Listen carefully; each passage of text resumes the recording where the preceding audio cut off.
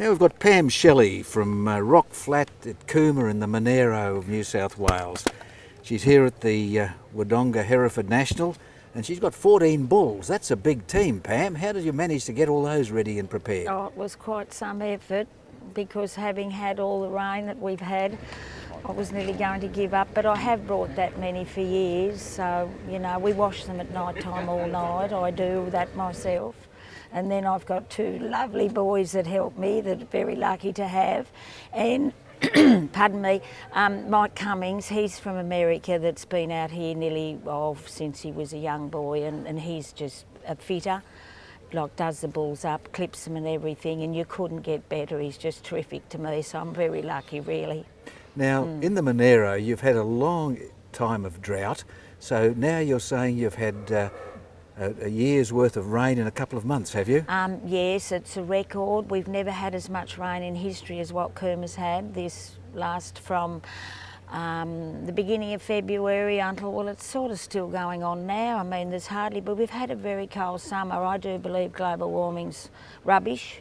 Absolute rubbish. I did honours in geology at school, and if it's going to get warm, it'll get warm, whether we stand on our head or what we do, because the coal mines were once pine forests, and nobody did that like it happened before people were sort of around. And this terrible rain we've had, I mean, it's marvellous in our paddocks, there's grass feet high, but it's just been so hard. Our shearing was 2 months behind, the sheep were getting down and the eagles were picking holes in their faces before we could find them and get them up. And to prepare the bulls was like a nightmare, really it was. Now, you've done a good job with at least one of them, because he was the supreme champion Hereford bull of the National Show and Sale.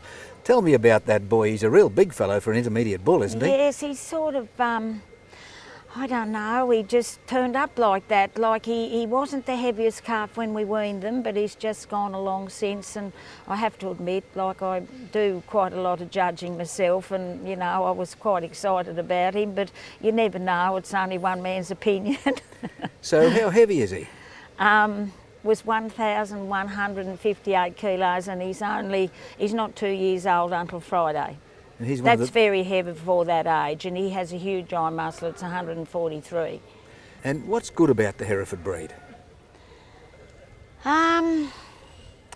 I think in the coal country, like we really, all breeds have had to step up a bit, because, you know, it's all about meat and it's what they yield, and they do have tremendous doing ability. They're very good in the cold, and I guess I rather like Charolais and Shorthorns, but because my father had Herefords, I guess I've got Herefords. You know, you sort of looked at them, and he did give me a little load of few. Like when we got married, we had some come back from adjustment, and we sort of started our stud with them virtually, and then I bought quite a lot of cows from Injamira when Ian and Helen Watson had it, and they were lovely cows, and I've gone on from there and just bought some here and there.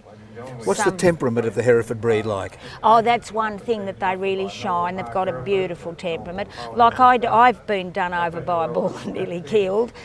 He was very quiet, but I was a bit silly, and sort of, he was sick and I wanted to give him some antibiotics, and I got my daughter's dressage whip and give him a whack to put him in the race, and he turned around and went for me, and I ended up in the intensive care in Canberra nearly dead with 9 broken ribs and my lungs punctured, but you get over that, nothing had stopped me. And how